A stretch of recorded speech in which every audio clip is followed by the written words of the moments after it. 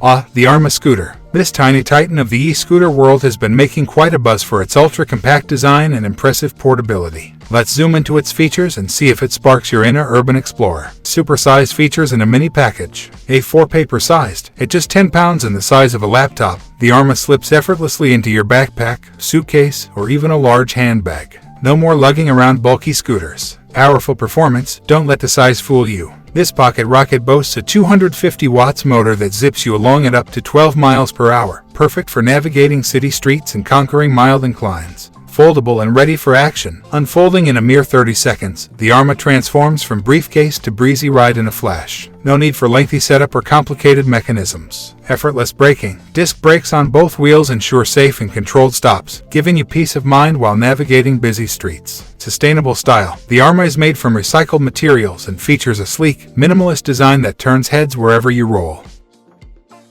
Here are some of the pros and cons of the Arma Scooter.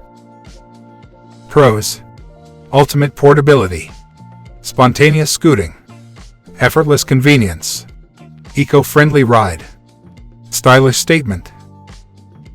Cons: range, hills and terrain, speed, price.